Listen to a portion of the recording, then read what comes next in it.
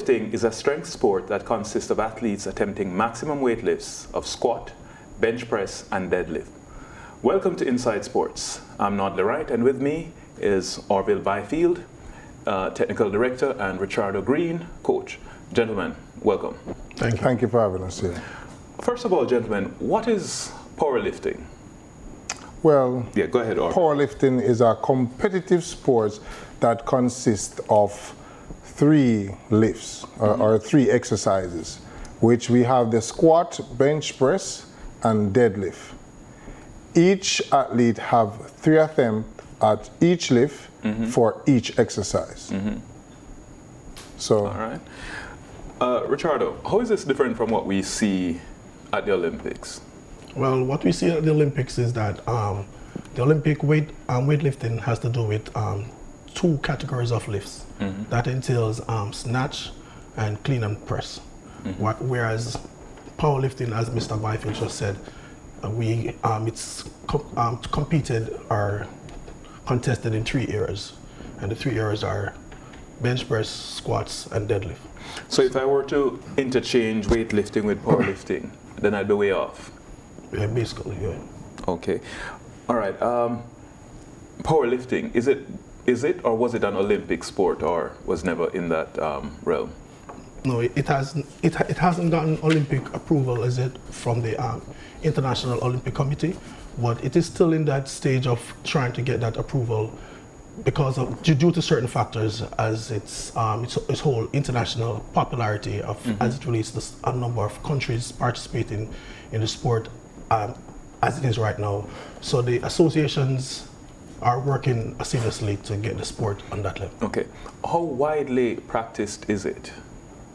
I'll say it is fairly widely practiced because there are a number of federations, including the lead federation, which is the International Powerlifting Federation. So we have other federations alongside the International Powerlifting Federation that has their own competitions outside of the approval of the International Federation, but it causes a bit of I can say like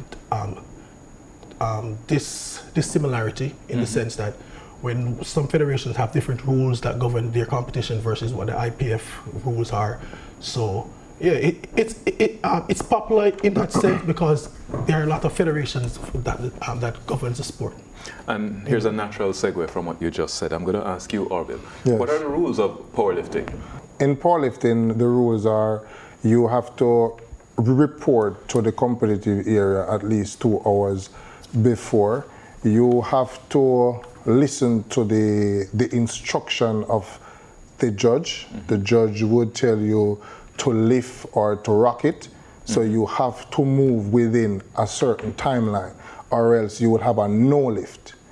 And in terms of persons coming in terms of your weight class, you have to come in and weigh in before a certain time. So there are certain rules in terms of, you have judges that would say, for example, you're coming in, you have to get 3 white lights to get a lift, or at least 2. 3 white lights? Yes, because they have clickers. Oh, okay. So the clickers will state on the first one you get a click. Like a good lift. Like a good lift. Okay. So you have white for good lift and you have the red for bad lift. So if you even lift the weights but it's not done in the correct technique, then that's a no lift. It's a foul. Yes. Okay. All right. In terms of, there's always going to be the gender question that comes in. Are there many women involved in this? And if yes, what of young people, as in teenagers, or just for adults and masculine adults? Well, if I may, well, that's one of the issues that the International Powerlifting Federation is presently facing between themselves and the International Olympic Committee, because of the inequality in gender as it relates to their executive committee. So one of the requirements that the International Olympic Committee has requested of the International Powerlifting Federation is that they create that balance between gender on the executive committee. And in doing so, I guess it would appeal a lot more to female athletes as it relates to the powerlifting sport.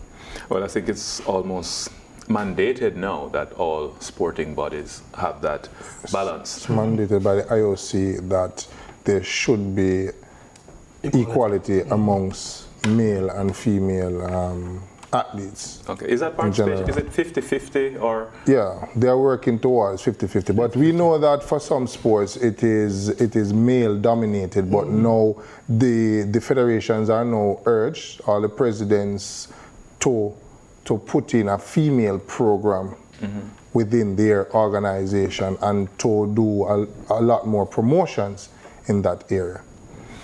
Is there a female program put in with the Jamaican one? Yes, there is a female program. I mean, last week we just concluded our first seminar, powerlifting seminar, and while they were having their award ceremony, the president have announced a female coach, national coach for the association. What's her name? Her name is Tabitha Anderson. Tabitha Anderson. What about youngsters? There's always this issue about weightlifting and children, and people trying to figure out at what age is ideal for youngsters to get into lifting heavy weights. What is your age limit?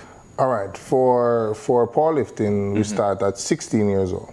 But we know that you can start weightlifting from a younger age. But there is a structure in which how you would do that. For example, we know that you can do natural exercises, push-ups, you can squat with your own body weight. So you can do exercises with your own body weight and under proper supervision. All right? But the legal age to start in powerlifting and in our association would be at 16 years old. Okay. In terms of growing the sport, what's your strategy for growing the sport? All right. Seeing now that I am the acting TD, technical director, and I'm working along with my head coach here. So we're going to be putting in some things in place, and one of them would be to go to the gyms, visit, talk to people, educate them about becoming coaches or athletes in the powerlifting. Also, we're going to use our media and social platform to get more exposure for persons who would be interested in coming out to be either a coach or to become an athlete or to help out in the competitive areas. Like, we're going to need spotters, we're going to need purses, we're going to need judges to help out with competitions. So we're going to use also competitions in terms of our 14 parishes. So we have like parish champions, and then we have another league that would now select talent from that 14 parish, so that we can have the best athletes representing Jamaica, the male and the female powerlifters. How soon do you intend to start that, though? As soon as possible. Well, we have our first competition in the making for this year, November. November? Yeah, November of this year. Under these COVID times?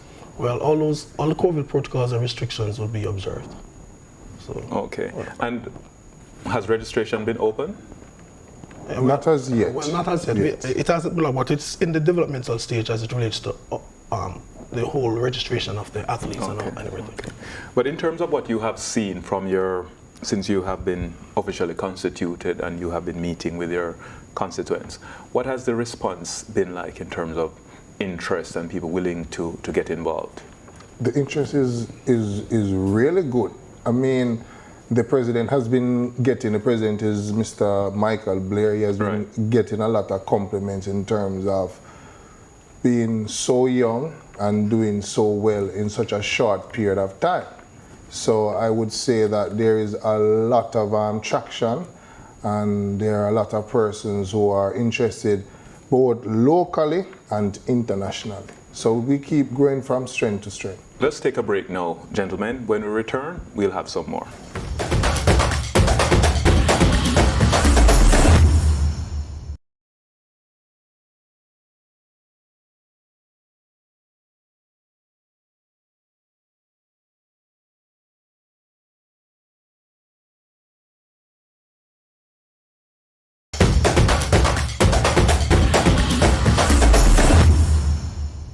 Welcome back to Inside Sports. I'm Nodley Wright. With me is Technical Director of the Jamaica Powerlifting Association, Mr. Orville Byfield, and Richardo Green, Head Coach. Gentlemen, at the point we broke, Richardo wanted to chime in on the whole response to this new sport. You may go ahead, Richardo. Yes, what I wanted to add was that we have had a number of stakeholders who have come on board and signed MOUs with the associations, such as the University of the West Indies and the UTEC. And these MOUs have been I don't understand. University of the West Indies and UTEC? But these are two equal universities. Please do speak to UTEC properly, sir. Well, the MOU was signed in terms of physiotherapy, therapeutical health, and the MOU for the University of Technology Jamaica is signed off and based on the coaching education. So those are two separate MOUs. Thank you very much. Richardo, I just wanted to throw you off a little bit, but we have to fix up UTEC properly. Okay, that's fair. You may continue. All right, so thank you. And as it relates to the athletes' response, there has been growing interest from our social media platform. As it is, we have our Instagram page, our Facebook page that persons are sensitized about, and they could go there, see what the association is about, what we're offering. They could register and become athletes and participate in the sport after they fill out all the necessary documents or the required documents that are needed for them to become athletes in the sport. A training and development workshop. Yes. What was the significance of that, and how does it fit into your goals? All right. In terms of the recent concluded seminar, the president and I, and the association, we are interested in educating our coaches, because if we don't have the proper coaches with the knowledge and skills to train and teach our athletes, then we will not have that foundation to grow within the sport of powerlifting. So that's the first sign of entry to select persons to move on to the level one that will come further with the MOU with the University of Technology Jamaica. So this is really a screening point. So you have to come to our seminar, which is time-based. So you have to come from 10 o'clock. We will start until 4 p.m. So within this seminar, the course outline would be powerlifting rules, safety.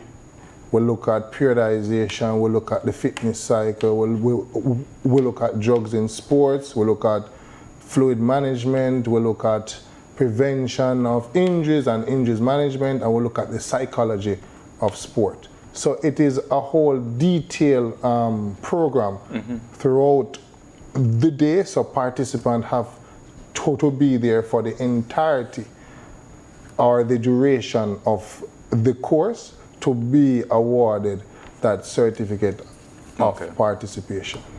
And in terms of the success of that, what do you say about that, Mr. Green? Well, it was very successful. We garnered a lot of information from the aspect that Mr. Byfield just spoke to, as it relates to the whole education of the coaches, the execution of planning, strategic planning, as it relates to getting the athletes prepared for competition and keeping them in sync with what they need to do outside of competition.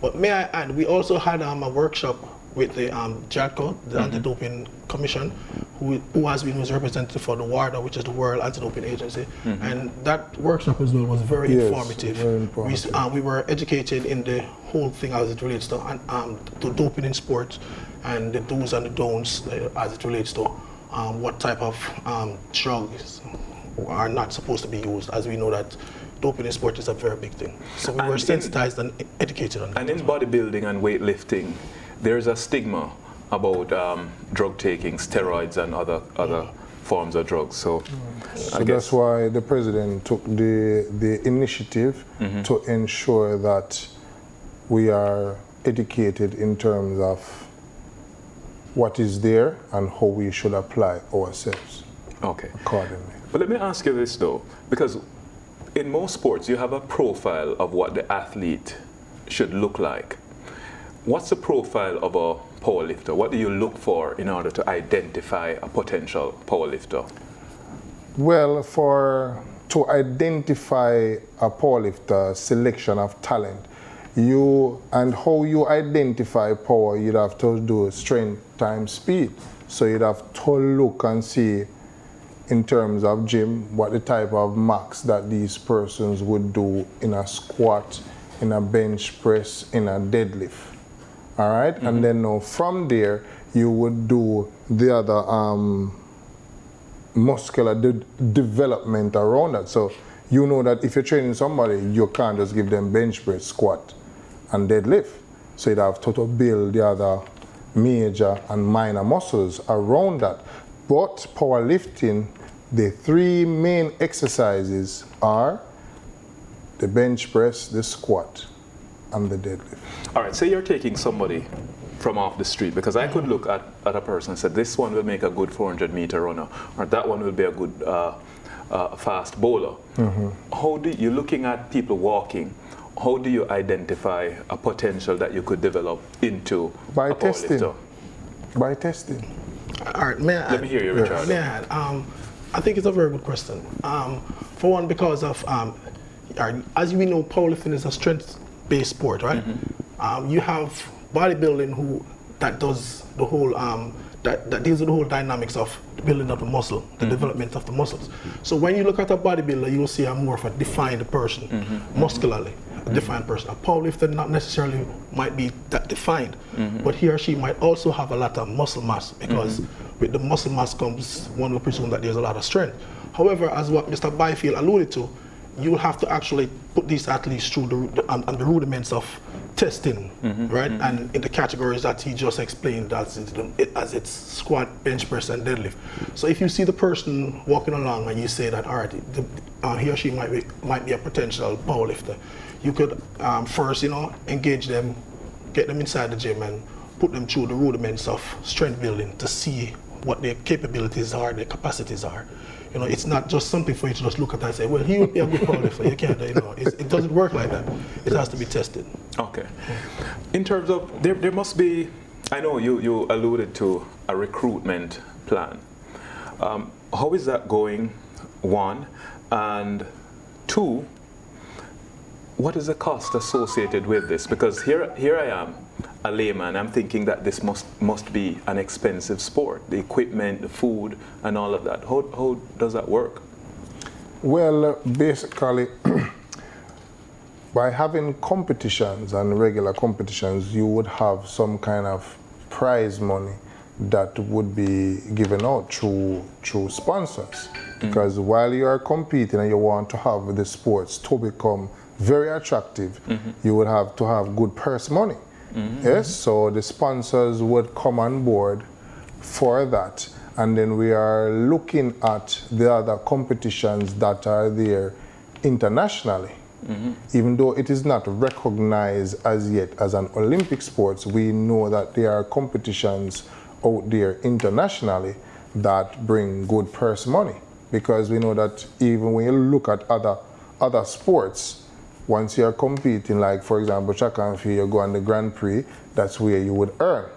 So we are now looking at those avenues where our athletes can earn, and also avenues where they can get even scholarship to go overseas to train. Another thing I should say to you also is that we are looking at starting powerlifting in the high schools.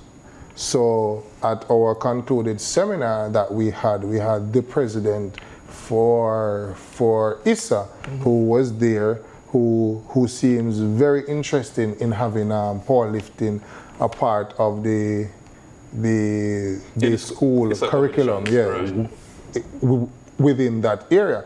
And remember now, if we have more powerlifting coaches, we can have those coaches that can help to do strength and conditioning within the schools as well. And also identifying talent, because we know that we have a lot of throwers as well who are very powerful guys. They are not bodybuilders, but they are very explosive and they pump a lot of weights, so we can convert some of them.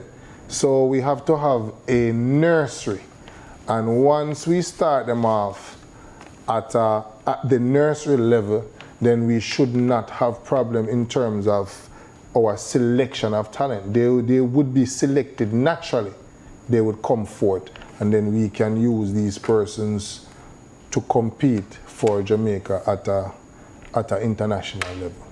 Excellent. But the follow-up question is, how do you support this financially, getting all the equipment in the schools and so forth? Through the principals, through sponsors, through the old boys, because you know some of these schools are old boys or old girls association.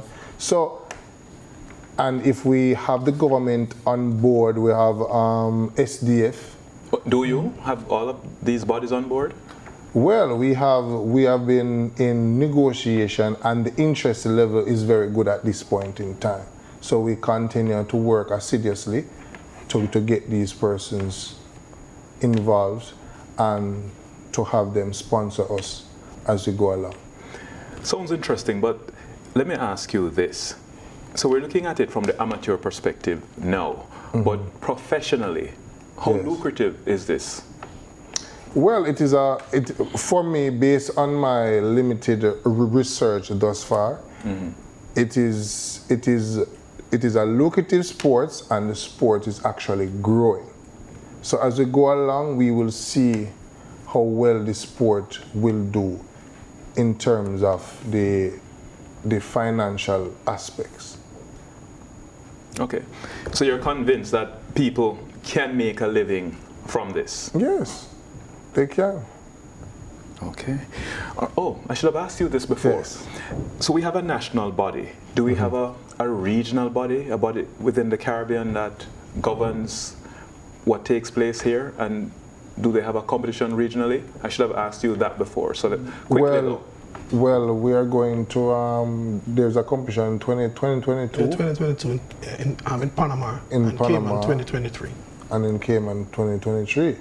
So we do have persons who are competing within this region. Yeah, North America Federation. Okay. Yes. So. Well, gentlemen, we're out of time. It was really an interesting discussion. I'm even thinking of signing up, but maybe I don't have the physique. Remember, it's not, no, man, we have a good coach here. It's not the physique, it's the strength within. Yes. Always remember that. Well, I'll consider that, but I'm certain that our viewers were interested. Thanks again, Mr. Orville Byfield, Technical Director, and Richardo Green, Head Coach. I'm Nodler Wright. I was your host, and I will be your host next time. Thanks for joining.